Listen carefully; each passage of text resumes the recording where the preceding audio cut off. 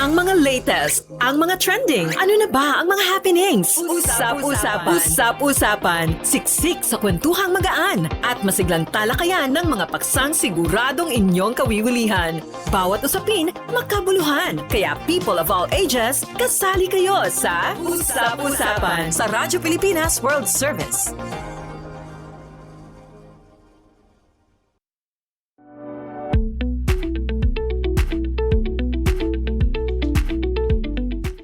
Magandang araw sa ating mga tagapakinig at taga-subaybay dito sa ating himpilang Radyo Pilipinas World Service. Welcome po sa programang Usap-Usapan kung saan ating tatalakayin mula sa mga pinakahuling kaganapan dito sa ating bansa hanggang sa mga human interest stories na tiyak ay kapupulutan natin ng mahalagang impormasyon at aral.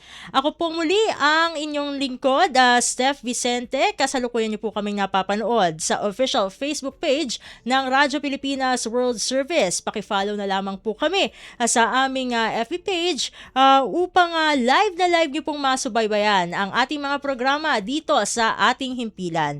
Bukod sa ating Facebook page ay sabayan niyo po kaming napapanood sa official YouTube channel ng Radyo Pilipinas World Service. Samantala, meron din tayo na tinatawag na audio live streaming sa pamagitan naman po ng tinatawag na Evox PBS Receiver app. Paano ba ito ma-access? Magtungo lamang sa Google Play Store para po sa ating mga Android phone users at sa Apple App Store naman po para sa mga gumagamit ng iPhone. Syempre, kapag once na dinownload nyo po, na-install nyo po ang Evox PBS Receiver app, hindi naman pwedeng nakatenga lang yan sa inyong mga smartphone. Gamitin nyo po yan, lalong-lalo na kung on the go kayo, pero meron pa rin kayong data o Wi-Fi na nasasagap. Hanapin nyo lamang po, once na makapasok kayo sa mobile application na yan, ay hanapin nyo po ang logo ng Radyo Pilipinas World Service. Yan po ang nasa likuran ko ngayon para live nyo pong masubaybayan sa audio live streaming ang programang Usap-Usapan. At sa pagpapalawak pa rin po ng ating reach ay simula noong nakaraang Disyembre 2025 ay nagbalik po ang ating shortwave radio na naging posible po sa pagtutulungan ng ating mother agency na PBS Radyo Pilipinas World Service or rather Presidential Broadcast Service Bureau of Broadcast Services at ng United States Agency for Global Media o USAGM. Ang programang Usap-Usapan ay napapakinggan sa shortwave radio tuwing araw ng linggo within 1:30 a.m. to 4:30 a.m. Philippine Standard Time po yan sa mga sumusunod na shortwave frequencies. 9.920 MHz, 12.120 MHz at 15.190 MHz. So ano ba ang pag-uusapan natin ngayon sa programang Usap-Usapan? Dahil sa patuloy po na pag-usbong ng digital at creative industries dito sa ating bansa, mas lalong nabibigyang pansin ang game development bilang isa sa mga sektor na mayroong malaking potensyal sa ekonomiya, trabaho at talento po ng ating kabataang Pilipino. Ngunit kasabay po ng paglago nito ay ang iba't ibang issue at mga pananaw na ating pag-uusapan mamaya, lalo na po sa epekto ng online games sa mga kabataan, kabilang na yung mga pagkakataon na iniuugnay ito sa karahasan. Sa panig naman po ng ating industriya, patuloy ang mga hakbang upang palakasin ang ecosystem ng game development dito sa Pilipinas, mula sa pagsasanay ng mga developer hanggang sa pagbubukas ng oportunidad sa global market. At isa sa mga inaabangang kaganapan dito ay ang Philippine Game Dev Expo 2026 na nagsisilbi bilang isang platform para maipakita ang galing ng mga Pilipino at mapalawak ang ugnayan ng mga stakeholders sa industriya. At kaugnay ng lahat ng ito, yung mga paksang aming ibinahagi sa inyo ay makakasama na natin ngayon live sa ating studio dito sa Radyo Pilipinas World Service, si CBZN Perspective Chief Partnerships Officer Jobert Yu, na isa rin sa mga organizer nitong Philippine Game Dev Expo 2026. Sir Jobert, welcome po dito sa Radyo Pilipinas World Service. Magandang hapon po, Miss Steph, and magandang hapon po sa lahat po ng mga taga-subaybay ng Radyo Pilipinas po. Maraming salamat po sa pagsama niyo po dito kasi very interesting ang ating topic sa buong oras ng ating programa ay makakasama natin si Sir Jobert upang pag-usapan ng iba't ibang mga aspects ng ating gaming industry. So, ang una ko pong katanungan sa inyo, Sir Jobert, sa kasalukuyan bilang kayo ay nasa business side ng ating gaming industry, ay paano niyo po mailalarawan ang kalagayan ng naturang industriya dito sa Pilipinas, lalo na po sa aspeto po ng laki ng market, opportunities po sa trabaho at kakayahan ng mga local developers naman natin dito na makipagsabayan sa global market. Actually, masabi ko po, Miss Steph, marami po ditong mga local game developers na nagka-create po ng game. In fact, actually, meron po tayong mga several universities na nag-o-offer po ng mga game development courses dito sa Pilipinas. And yun po, marami pong mga games na either mga iba po sa kanila naka-publish na po sa mga sarili po nila. Mga iba pong mga naghahanap po sila ng tinatawag po nating game publisher po or investor po para pong suportahan po yung dine-develop nilang game. So meron po tayong mga few po na naging successful po sa buong mundo na tas nagkakaroon na rin po sila ng mga awards. So marami po tayong I would say dito sa Philippines, marami tayong mga skillful na developers po. At kanina nabanggit nyo na several universities ang nag-o-offer ng mga courses para doon sa mga aspiring na game developers. Maaari nyo po mga mabanggit kahit ilan po sa kanila para malaman ng ating mga taga-subaybay dito sa programang Usap-Usapan. Siguro ang based on my personal ang isa sa mga alam ko po is si De La Salle College of St. Benil, CSB. De La Salle din po nagano rin, and iAcademy. So ito po yung tatlo po na alam ko po na meron silang mga game development courses. So pagdating po sa event po namin sa Philippine Game Dev Expo PGDX, meron po silang mga booth po doon that they're trying to promote. Firstly, yung mga students po, yung mga work po ng mga students sila. And second po, if there are yung pong magka-college po that want to go to game development, so pwede po nilang puntahan sila doon at matanong po nila yung mga courses na para mabigyan po sila ng information po. Sa inyong palagay po bilang kayo po ay bahagi ng gaming industry although sabi nyo nga po off the record before tayong umere dito sa usap-usapan ay more on the business side po itong inyo pong yung CBCN so ano po yung mga pangunahing hamon na kinakaharap po ng mga Filipino game developers ngayon, halimbawa po probably sa funds, meron po mga problema ganun sa training, although meron nga tayo mga universities na nag-o-offer nitong mga courses for aspiring game developers. Sa technology, meron pa rin po ba tayong problema o at least sa support po na masasabi ko po siguro kasi from the perspective po sa akin po as hindi po ako game developer, bali organizer po ako. Siguro number one po for me is opportunity to be seen. So ang ibig ko pong sabihin kasi is ako po kasi nakapunta na po ako sa mga ibang bansa po na mga game convention, game show, game industry po na event. And konti lang po yung nakakalipad po doon sa mga sa mga ibang bansa. So yung parang para po ma-expose po sila kasi sometimes kailangan po nilang lumipad sa ibang bansa para po para po ma-discover or sila.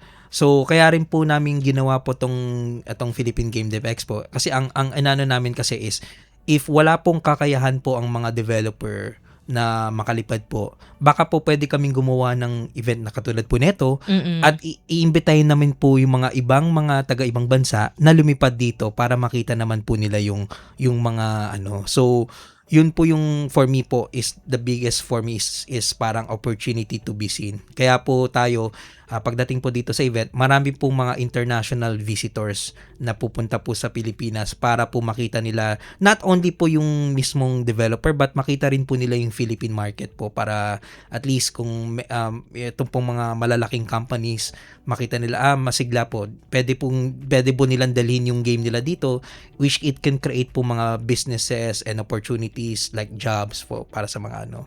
So overall po yun po yung nakikita ko opportunity yung ano po. Sa inyo pong pananaw po, no, base sa experiences nyo po sa pag-organize nitong mga game development events na ito, no? Kasi kanina ay nabanggit nyo po na meron pala na 3 government agencies na bahagi ng upcoming event, no. Pangalanan na natin po, no, DTI SITEM, Yes po. DOST at yung DTI Malikhaing Pinoy. Given na merong mga government agencies na magpa-participate po sa PGDX 2026, ay sa inyong pananaw ay sapat po ba ang kasalukuyang mga policies and programs ng ating government upang mapalago pa ang ating game development industry, at ano po yung mga dapat pang idagdag o paigtingin para, of course, although very rare ang profession na ito dito sa ating bansa, no, pero masabi natin na emerging, given na ang dami nating mga kabataan dyan ay kumbaga pinipatronize yung mga games. No, kahit nga yung mga working adults ay nahuhumaling sa paglalaro ng video games. Actually, first of all, Miss Steph, magpapasalamat lang po ako dun sa sinabi niyo pong so maraming salamat po sa sa DTI SITEM, sa DOST, saka sa DTI Malikhaing Pinoy po na sumali po kayo at sinuportahan niyo po kami kasi malaking bagay po talaga na mga government agencies po para makita po nila, and in the past po kasi I also po sa DTI EMB for supporting us also indirectly po. They're very supportive po. Nung previous po, pero yun po. Sa lahat po ng mga government agencies, maraming salamat po sa inyong suporta. Yung pong mga importante po talaga ito kasi and based po sa mga current po mga like si DOST po kasi meron silang game development na program po na nagbibigay po sila ng po dun sa mga aspiring meron pong program sila in which case po papakita po nila yung some of the yung pong mga students or under sa DOST or mga tao sa under sa DOST ng mga work po nila. Si DTI SITEM naman po bali ang ano naman po nila is business side. So they're trying to get po yung mga international na companies na pupunta, tapos they'll try to record po yung mga may nahanap po ba kayong business dito or something like that. So yun po naman po yung pakay ng while si DTI Malikhaing Pinoy, alam ko it's part of the ASEAN event, so they're trying to promote yung mga upcoming events po nila. Overall po, masasabi ko po, compare naman po sa mga ibang countries, mga yung sa mga nila, medyo siguro advanced po sila, pero I would applaud po yung mga program na ganito na ginagawa. Kasi I think siguro in the previous era or previous time, wala pong hindi naman siguro yung gaming po na pag-uusapan sa mga ibang bagay. Hindi po sa ganito. And then ito nga po. So nag-i-start po sila and nag-work po sila with our co-organizer po, the Game Developers Association of the Philippines, para po ma-advise and mabigyan po sila ng parang ang consultation kung paano po yung mga game courses. So in terms of overall, we are probably not yet as advanced as the other countries, but I applaud them for starting po, and hopefully lumaki po yung program na ganito kasi yun nga po, gaming po, as much as possible we really want to promote it in a good way, and we applaud them for being here, and hopefully more government agency mag-support po. Yes. Dahil malaking bagay din, no, na ma-develop din itong game development industry dito sa ating bansa, dahil who knows, baka isang Pilipino na ang makagawa ng tanyag na video game na tatangkilikin ng buong mundo. And speaking of collaborations and partnerships po, no, Sir Jobert, kumusta naman po yung partnerships, no, base sa inyong obserbasyon, kumusta naman po yung ibang stakeholders na kumbaga nagko-contribute din, no, sa game development industry dito sa Pilipinas, no? Paano po ba sila exactly nakatutulong sa naturang industriya? Meron po mga iba pong when you say stakeholder, mga ibang organization Yes. po, no? So alam ko si GDAP has been working po with another I forgot yung name yung full name po, Animation Council of the Philippines, or ACPI, kung hindi po ako nagkakamali. So they work together, or they try to collab, or in some of the So meron po mga different different organizations, and kami po dito sa event po namin, we're also trying to invite several communities na ano po dito. So it's not just mainly about gaming development, but there are others that we've tried to reach out. Like there's this organization called DevCon, so we reach out to them, and there's another organizations called Python Philippines. So it's more, yung Python po, ano po siya, parang it's more of a different development na but it's still in that field po. So we're trying to unify po lahat po ng mga anything related po sa development. Mainly of course gaming, pero anything related sa development para po to work together, and in the future hopefully maging ma-unify po kung sakasakali po yung yung industry na ganito po. And let's talk about po yung yung organization na inyong kinabibilangan, yung CBZN Perspective. So paano po nakakatulong ang inyong organization sa paghubog po ng talents at pag-uugnay ng local developers sa international opportunities naman po? Kami po actually CBCN, we are a one-stop business solution. So mainly po yun po yung, we are an agency po. And one of the pillars na through our CEO and founder Jojo Calma, he when we started this PGDX, or Philippine Game Dev, together with GDAP, talagang ito po yung layunin namin, is we really want to create a platform for this event, so that we can try to bring in, gaya po sabi ko kanina, we try to invite mga several international companies, decision makers, mga C-level people, na para makita nila yung local gaming industry po. So and kung sakasakali po swertihin, meron po tayong mga past po na success story po, na there's this one developer po na I think 10 to 20 years na po yata niyang parang dinevelop yung game. And then in PGDX 2024, meron pong publisher na from Singapore, nakita yung game niya, and then nung 2025, yun, nagkaroon na sila ng so that developer, kami tuwan-tuwa po kami na discover siya. And meron po mga ibang rin from other countries din na di-discover din yung and sabi ko nga po kanina na Philippines is also one of the I think they are very very can compete with the best when it comes to game development. So kami sa CBCN, that's mainly what we try to give out. But of course, meron din kaming mga other projects din na sa gaming din naman, or sa mga ibang ginagawa namin, that we try to hire people para po naman po sa mga ibang namin. But for the game development side, siguro ito po yung pinaka-biggest namin, which is yung paggawa po nitong event na to. Siguro mapunta naman po tayo, Sir Jobert, doon na sa impact ng video games, lalo na sa ating mga kabataan, no? Paano niyo po nakikita ang papel ng video games, no? Ito ba ay mas nakatutulong sa creativity, problem solving at digital skills, o meron pong mga risk na dapat bantayan? Kasi I would consider po game development just like any other work in a way. Ito po yung nila, kasi it's under creativity on how they develop the games, ganyan. Tingin ko naman po, pagdating sa paggawa ng game, I don't think naman na may how do I say this? Parang kasi kada tao syempre ano yan parang they have their own way how to create their game. Sabi ko nga Yes. po pagdating dun sa event namin, makakakita po kayo ng more than 160 different games.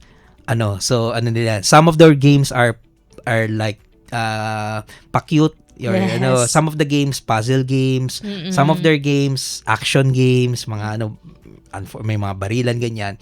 But this is their own way of trying to be creative. It's like parang yung mga painter pag nagpe-paint sila ng mga so ano yun.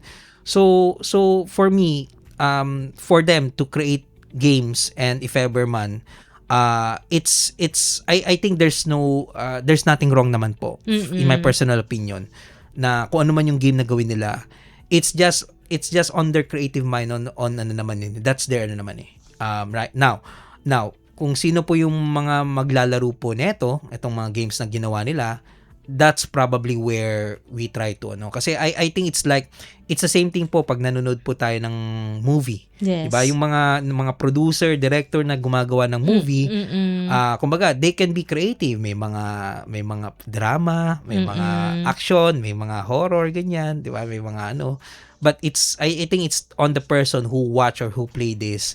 Yun po siguro yung doon po tayo mag-iibang But I would like to think po lahat po ng mga gumagawa ng kahit gaming, movie, music, I think it's on their basic lang na parang they're not doing this to be violent. They're doing this because this is what they know. Or ito po yung alam nilang gawin. Ito po yung best creative mind sila na nila. So yun po yung opinion ko. Actually, Sir Jobert, merong debate regarding the age verification system doon sa mga video games, no? Ano ang inyong personal opinion regarding this? Actually, sa akin po, wala pong tama't mali. Yun po yung opinion ko. I think it's more of the human comprehension. Ito po yung lagi kong, if people ask me po, parang it's more of the person if he can comprehend, maybe siguro in a certain age, if kaya niyang i-comprehend yung mga certain na pag meron siyang nakitang information, alam ba niya tama't mali, parang ganun. So pagdating po sa age, ay siguro kasi meron po kasi mga ibang age po na mga sobrang bata pero sobrang tatalino parang Yes. mga na parang mga genius na, Mga mature na. And then meron mga iba na matanda, medyo isip bata ganyan. So I think it's more of, yun lang yung opinion ko lang, na parang tingin ko wala pong tama't mali sa kung ano po yung age nila. But I hope po magkaroon po tayo ng research in the future where the kung sino po yung, I don't know if this is scientist or no, but hopefully meron pong way na para po po yung mga ma-interview po yung mga tao or kung sino pa, and then they can understand yung human comprehension. Yes. Yun po yung gusto ko sanang anhin po sa ganyang kasi doon naman po natin na parang nasa tamang isip ba siya na itong mga nakikita niya, itong mga narinig niya, itong mga ginagawa niya. Ganun po yun po yung ko lang, personal opinion ko po dyan. Kaya ako natanong yung regarding sa age verification kasi yan ang naging sentro ng debate nung nangyari nga yung Tacloban school shooting. At meron niyang iniuugnay na isang video game, ito nga yung Gorebox. Ano yung inyo pong reaksyon sa ganitong uri po na iniuugnay itong mga insidenteng ito sa mga video games? Gayon nakikita natin po sa social media, no? May mga nagsasabi, bakit ako naglalaro naman ako ng ganito pero di naman ako naging ganyan? Yes po, marami pong ganun nga yun. po. Actually, number one, of course, we do not condone po. Tama po. Ayun, yung pong anything po to violence. Syempre, I think it's on the person's na basic fundamental of thinking na syempre anything na may violence is so that's po. Gaya po ng sabi ko kanina, it's more of human comprehension. And also po pagdating po sa siguro ko lang po about dun po sa age. Kasi tingin ko lang po regardless po kung anong age yan, pero pag yung tao kasi nakahanap ng paraan para makahanap ng certain weapon, like yung kahit anong age yan, pag nakahanap siya, wala rin naman yun nga, Yes. 'di ba? So I would assume na kung yung bata na yun, it was unfortunate those were 14 and 15 years old. But I would like to assume po na regardless of age po, kung ano age nila at the time, kung 16, 17 or ano sila, I think, and then they have the same scenario na makikita nila yung baril na yun. Yun lang, it's just unfortunate they are 14, 15. Yung pong tungkol naman po, ano po ulit yung yung question po, ma'am, para Inyong reaction nun sa reaction po, yun po. pag- So it's unfortunate po na nangyari po yun. Pero ang ano ko lang po siguro, and this is just my personal opinion po, na it was also unfortunate na inano po nila yung kasi I saw the news that they were Yes. they were trying to invite the developer of the game po. So ang ano ko lang po kasi doon is it may this is theoretically speaking po na yung pong nakita po sa phone ng bata may game na gore box. It's unfortunate na pero kasi ang ano ko lang po is if nandun na po tayo sa punto na mag-i-invite po tayo ng yung mga sinasabi nilang reason kung bakit po sana po in-invite na rin po nila yung pong nag-manufacture ng baril. Kasi yun po yung pinaka-essence po yung baril po na ginamit eh. I mean just being Yes. I'm trying to be as ano lang na parang to be fair lang po. Yes. Kasi kumbaga pag wala naman po yung baril, hindi naman po baka po pwede nilang sana po baka pwedeng po o kaya yung bullet na ginamit baka pwede nilang malaman kung sino po yung manufacturer ng baril na yun saka yung bullet na yun kasi yun naman po yun it's and tingin ko lang po naman na prior to the news kasi when the news came out yung parang natira na lang yung gore box but initially there was a news that came out also na pati there was this series called Teach Me a Lesson from Netflix na discover din yata sa phone or something. So sana po na-invite na rin po yung developer producer nung series na yon and then si Netflix sana tinawag na rin para lang po maging fair po lahat. Kasi kasi ang opinion ko lang po kung babasehin lang po na in-invite nyo lang po yung bakit po yung iba na hindi po na kasama po naman doon sa like yung barrel na ginamit o yung bakit hindi po sila na-invite din para lang po maging fair lang. Yes. Yun naman po yung tingin ko lang po doon. Sa mga ganitong cases po Sir Jobert ay given na kayo po ay nasa business side po of the industry ay paano po kaya dapat balansehin yung accountability, yung pananagutan po sa pagitan ng game developers, of course andyan yung parents, yung schools and the whole of society upang maiwasan po yung kumbaga pointing fingers just to one sector. Actually it's the parents also has a for me should also be involved in terms of how to but sa panahon po kasi ngayon kasi ang information kasi mabilis na po just an example lang po na parang kunyari lang po ako meron akong tablet or iPad or TV. Kumaga ang kasi mabilis na kasing maano ng mga bata yung pong pag po ng mga gadgets po. Siguro it's the best thing we can do right now for me lang po is talagang either to teach those parents po or at least yung mga mga magulang na parang maybe more protocols in terms of how to but yun nga po sabi ko lang kanina parang sometimes kasi mga bata kasi sobrang talino na rin. Yes. Siguro to may lang ako, this is just opinion lang. Gaming right now kasi for me is more accepted compare nung previous kasi nung mga 19 kopong-kopong, mga 1970s, 80s. Hindi naman po yung mga magulang dati, hindi naman po sila lumaki sa mga PC ngayon or mga mobile phones ngayon eh. So the games before sa mga family computer and people thought that puro mga gaming lang siya, parang ano lang siya, entertainment, ganun lang. Unlike yung mga magulang ngayon, yung mostly ngayon, mga magulang ngayon na ano, is lumaki na sa technology, lumaki na sa ano. So in a way, in general, parents are more accepting. Although there are that doesn't have the means or doesn't have the ano.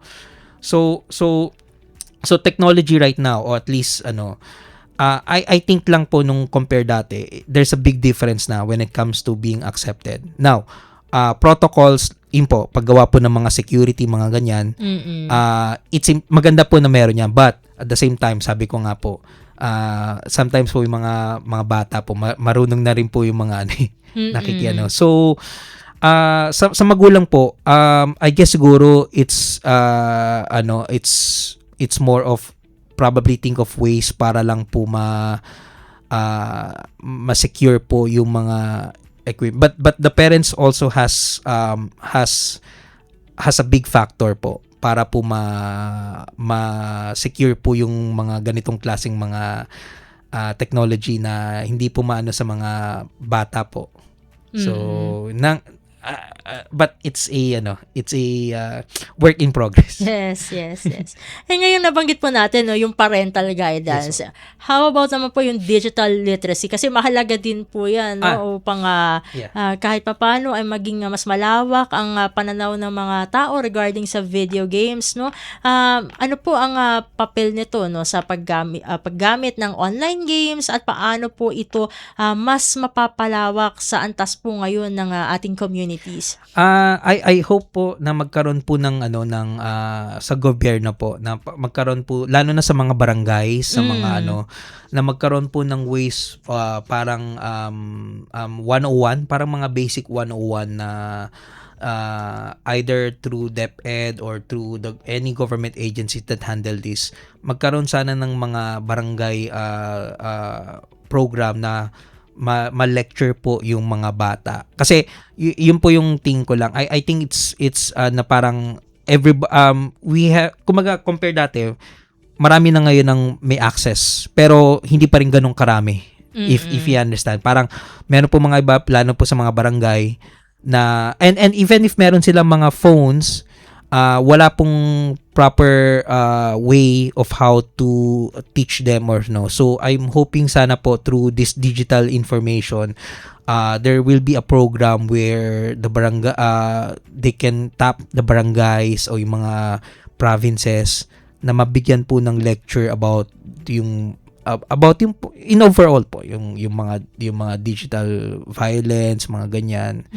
Kasi I think mga bata ngayon sa mga if they want to access, they can try to access. There's a lot of ways and means of how to access them.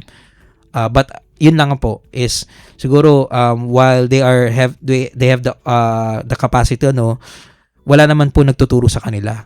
So I hope sana po yung gaya na sabi ko, meron pong program po in the future na maturuan po sila na kumaga parang even though na nakapag-access sila to, but at least merong someone na they can tell them na okay, mali to, tama to, mga ganun pong klase. At least yun po yun.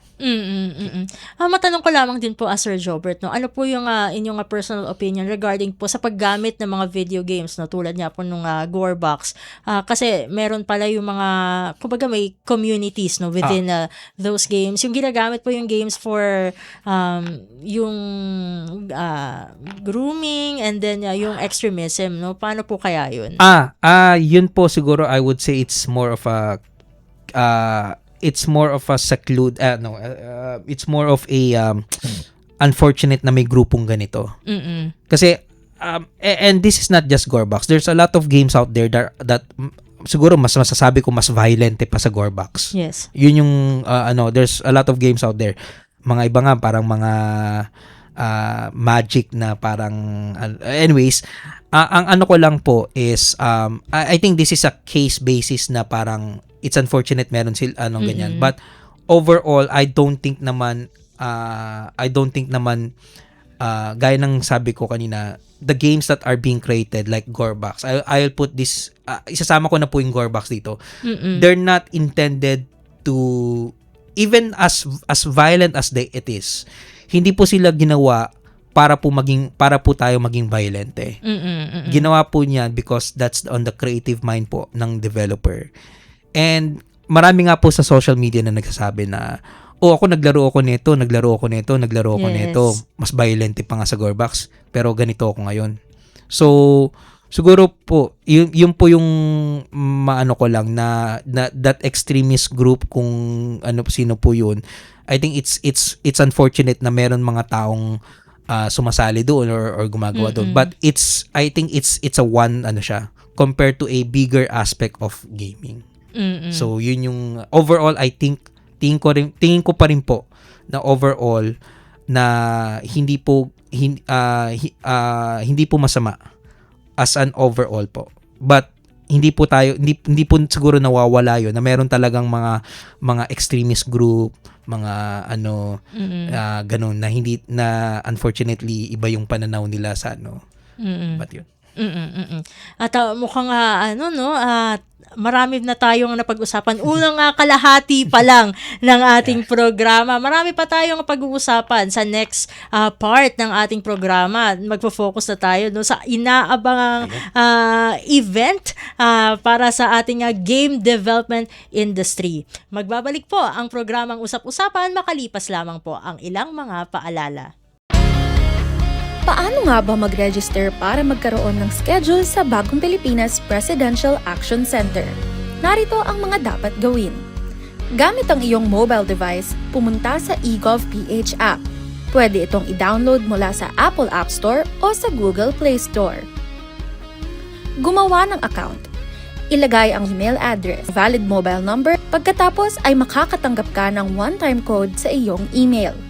Gamitin ang code sa eGov app para sa verification ng iyong account at ng mga impormasyong ibinigay. Congratulations! Meron ka ng eGovPH app account. Pwede mo na ma-access ang iba't ibang serbisyo ng gobyerno kabilang ang mga serbisyo sa Bagong Pilipinas Presidential Action Center.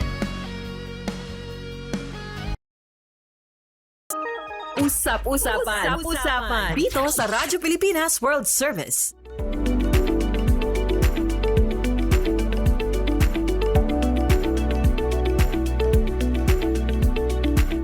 At nagbabalik na po ang ating programang Usap-Usapan. Kasama pa rin po ang inyong lingkod, Steph Vicente. At syempre, hindi lamang po ako ang kasama nyo ngayon. Kasama din natin ang Chief Partnerships Officer ng CBZN. Perspective walang iba kundi si Sir Jobert Yu. Mapunta na tayo sa talagang highlight ng kanyang guesting dito sa programang Usap-Usapan, ang Philippine Game Dev Expo 2026. Kanina, sa umpisa ng ating programa ay medyo nagbigay na kayo ng hint kung ano ba itong event na ito, pero sabi nyo nga po bago tayo umere is tama po ba 4 years? 4 years na. Yung Philippine Game Dev Expo po, bali nagsimula po to nung 2023 sa SMX. Ayun. Sorry po. Yung pong Philippine Game Dev Expo or PGD Expo, nagsimula po to nung 2023 po. Yung pong time na yun, we only had sa SMX din po, we only have 2 function rooms po ginawa. And then fast forward now, sa sobrang success po and popular po event, so kinuha po namin yung buong second floor ng SMX. So yun. And gaya po sabi ko, PGDX or Philippine Game Dev Expo is co-organized po by our company, CBCN Perspective, and another organization called the Game Developers Association of the Philippines or GDAP. Bilang kayo po isa sa mga organizer nitong PGDX 2026, ay ano po ba yung mas kumbaga mga bago o mas pinalawak na aspect ng Expo ngayong 2026 compared to the previous years po? Siguro yung pinakamalaking feature namin is meron kasi kaming isang area doon called Indie Game Stars. So yung Indie Game Stars or IGS, fini-feature po namin yung mga mostly local po ng mga game developers. So nung PGDX 2023, we featured around 50 indie developers. Ngayon, we will feature 160 160 na indie games po. And ang nakakatuwa po noon kasi nung when we started this, puro local lang.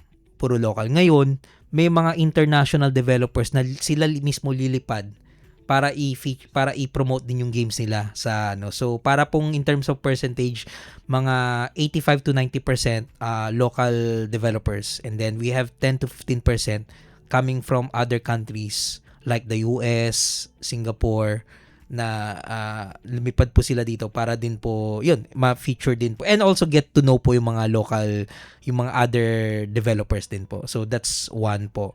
And siguro po yung expo area namin, marami pong mga different brands po na not just gaming pero meron pong mga non-gaming hardwares po that they will feature also yung mga produkto nila, latest products, latest ano.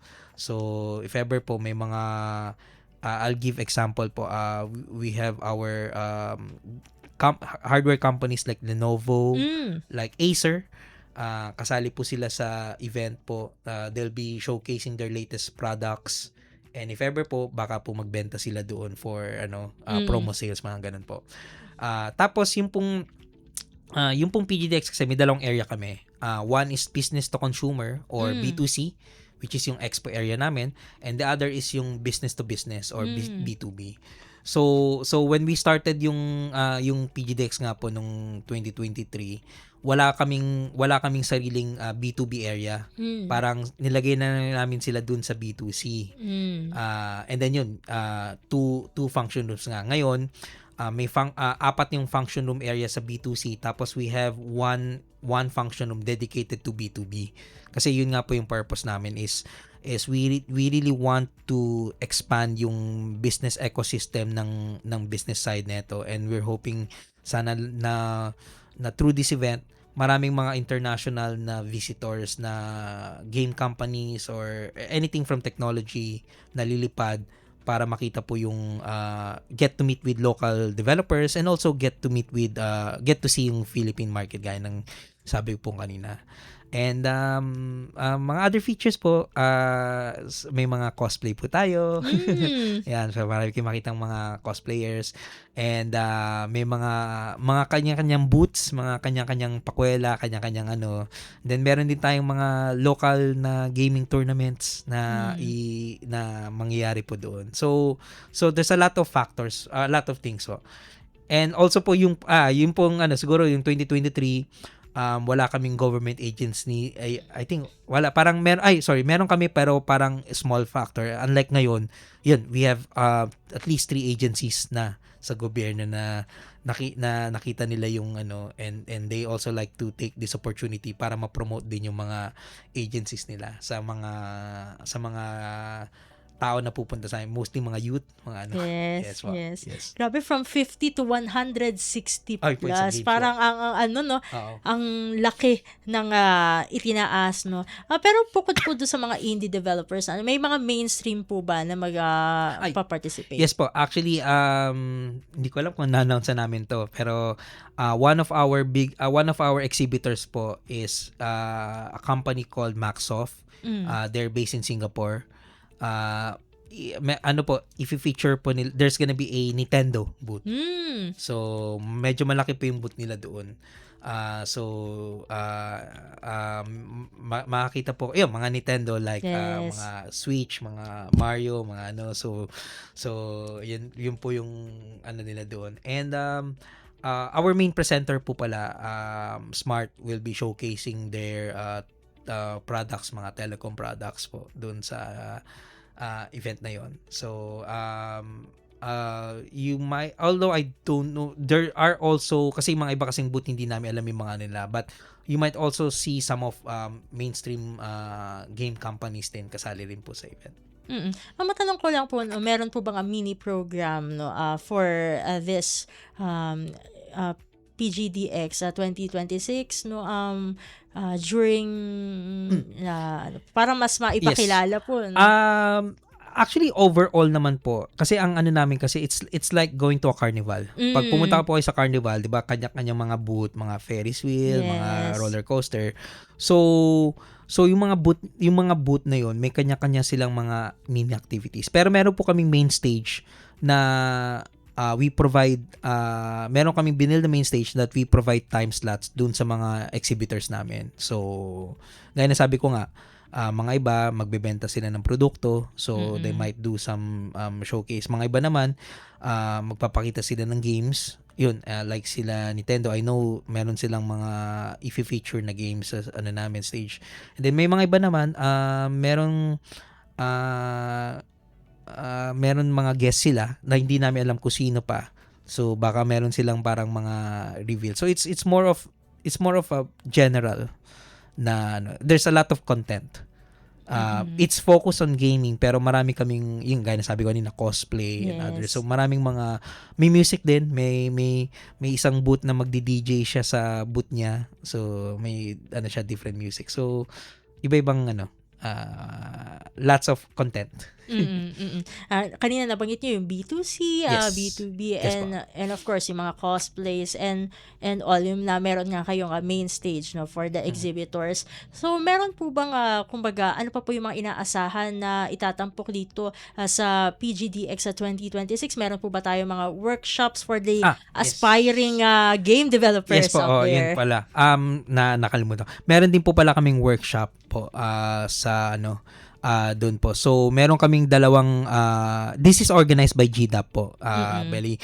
So, meron dalawang workshops called professional workshop tsaka educational workshop. So, educational workshop is mostly for mga students na and then meron professional for those who are already graduated that's are in yung mga work na. So, meron kaming mga invited guests. Although sabi ko nga po, this one is handled by GDAP. So mga you can check it out po dun po sa official Facebook page namin, PGDX or Philippine Game Dev Expo, para po makita po sino yung mga guest speakers and presenters po dun po sa mga workshop po. Paano naman po hinihikayat po ninyo po ang participation naman ng mga regional developers o yung mga nasa labas ng Metro Manila upang maging mas inclusive po ang ating industry, itong ang game development industry? Actually, meron pong mga within the past 3 years po, meron pong mga taga-ibang outside Metro Manila na lumipad. So I know meron mga taga Davao, taga Cebu. Yesterday may kausap ako from Iloilo, nalilipad na sila kasi this is for them, gaya na sabi ko nga, pag ibang bansa kasi mas mahirap yata sa kanilang pumunta sa ibang bansa. Yes. So that's why we try as much as possible, we try to bring it here. And also actually meron po besides pala tong PGDX Manila, siguro sabihin ko na rin po, sa August 3 to 5 kung di ako nagkakamali, so we will be having an event sa Iloilo. So PGDX more of AI naman po siya.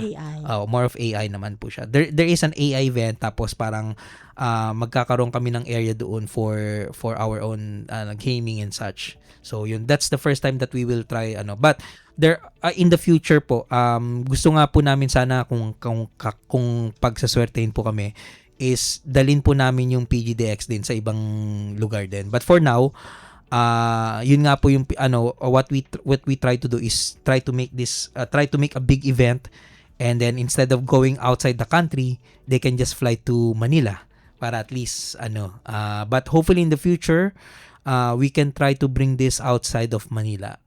And if ever nga po, yung Iloilo will be the first step kung sasakali po. And speaking of AI, kasi nabanggit niyo Ayos, na yung nabanggit AI, sa gitna po of course ng mabilis na changes ng technology, tulad nga po ng pagkakaroon ng AI and yung tinatawag po na immersive gaming, kasi meron na po pala nga ganito. So paano po ito makikita at may experience sa PGDX 2026? Meron po mga ibang companies actually, meron po silang mga AI activities. Hindi po siya mainly sa amin, but meron pong mga, and siguro sa main stage, although hindi ko po masasabi ngayon kasi I think it's for them, but Yes. meron pong mga presentation po sa stage po namin na meron pong mga AI na and siguro I would say na this is not just gaming but other aspects po ng AI, meron pong but AI po malaking bagay din. Right now actually, it's not just gaming, pero malaking bagay na malaking na yung AI ngayon. Influence ngayon ng AI sa buong mundo not just Philippines, and a lot of industry na ano neto. So although some people are against it, pero I think it's already clear ano na rin na there's a lot of companies that are so we just try to adapt kung ano po yung and gaya ng sabi ko nga kanina, you will probably if you go to the event, baka meron po kayong makitang mga ibang booths po doon, mga ibang exhibitors na may AI content or AI activity pa. Ito po pala nga PGDX 2026 ay kumbaga part pala siya no ng ating kumbaga mga activities no in related sa chairship ng ASEAN no this 2026. So gaano po ba ito ka-crucial no kasi merong tinatawag na ASEAN connectivity. So ano po ang magiging papel ng PGDX para sa kumbaga mas pinatatag na ugnayan natin sa mga kapitbahay natin dito sa Southeast Asia? Actually, first off, nagpapasalamat po ako kung sino po nag-decide. Thank you po sa government po for including po PGDX as one of the ASEAN chairship nga po. It's an honor. Actually, kasi ako po nung last year po when Malaysia was the ASEAN host, nakapunta po ako sa Malaysia before, and ito naman sa different aspect ng gaming, which is electronic sports or esports. So nakita ko po yung nila, nag-invite po sila ng mga other countries, and they had this events sa Malaysia where pati po yung ministry nila nagsalita po sa So going to this one, I'm hoping nga po na since being we really hoping na besides the people that we invited already and we know that will go, sana po may pong mga taga-ibang bansa makapunta po dito para makita po nila yung local game development scene. Kasi I know po meron po mga ibang gaya sabi ko kanina, may mga taga Singapore na lipad, but because of this napaganda po yung parang recognition po sa in terms of gaming po. So it is an honor, and we are very thankful for to be included sa ASEAN po in terms of the game development industry. So yun po yung hinope ko, sana po dumami po yung international visitors from our neighboring countries. At of course, given na marami ang expected no na pupunta dito sa PGDX 2026, ay ano po ang inaasahan no from your kumbaga from the side ng CBC and perspective no, ano po ang inyong expected na long-term impact ng expo no when it comes to our economy, kasi emerging talaga yung esports. Dati sinasabi na ba ay laro-laro lang to, pero magugulat na lang tayo ay bukod sa nakapagbibigay karangalan yung ating mga gamers na dito sa Pilipinas ay marami din, may mga nakikita din ako mga competitions, ang lalaki ng prizes. No, magulat na lang tayo, yung passion sa paglalaro ay may nararating kumbaga. At hindi lamang sa economy, no, ano po ang long-term impact din sa creative industry din natin dito sa bansa? Siguro po kasi ito I'm not familiar po in terms of exact, pero na-mention po ko sa akin before what yung pong GDP na growth natin, I don't know what year was this, pero may nagsabi sa akin sa game development parang at least 5 to 6%. I'm hoping po mag-grow po yun. I'm hoping po na lumaki po yun. Kasi overall po ang game development in the world, it's $1 billion industry. So we're really hoping po na tumaas po yung GDP ng kung ano po nadadala ng game development dito sa Philippines. Right now the other countries are way ahead. But yun nga po, I think with us, with a lot of very very well-minded and creative minds ng mga local developers, I think kaya nating lumaban, kaya nating and hopefully ma-recognize tayo ma-recognize yung game development as one of the highest GDP bringers dito or at least makapagdala ng dito sa Pilipinas. Kasi I feel na I feel we can gaya ng kanina sabi ko po, gaming is a $1 billion industry. I feel we can get a big piece of that pie sa Philippines. And PGDX is just it's just for me it's a stepping stone. It's a gateway to bring in more I'm hoping sana na we'll have more game companies na to bring their businesses here, and hopefully mag-build sila ng office here sa Philippines so that it can lead to more more jobs, more opportunities for our in the overall aspect. So yun yung that's what we're hoping for sa CBCN, is through PGDX we can create this awareness na nandito sa Philippines, ito yung market namin, ito yung namin, ito yung why don't you bring your company here, why don't you bring your games here, your products, services here, or products here para so yan. Yes, kailangan natin investments din Yes yan po. dito So, sa yes. ating bansa. Siguro, ito na lamang po, Sir Jobert, kasi we're running out of material time. Ano na lamang po ang inyong paanyaya sa ating general public, lalo na sa mga kabataan, developers, at stakeholders, kung bakit mahalagang dumalo at makilahok dito sa Philippine Game Dev Expo 2026. So inanyayahan ko po kayo, lahat po anything that is a fan ng mga gaming po, I would like to invite you po to go to the Philippine Game Dev Expo or PGDX 2026, which will happen on July 24 to 26 at SMX Manila, function rooms 1 to 5.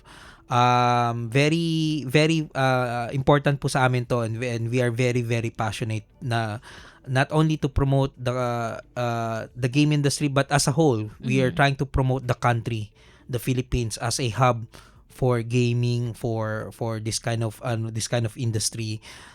We hope you can support us. You can go check out the local scenes and check out, and also of course all of these developers, especially mga local game developers.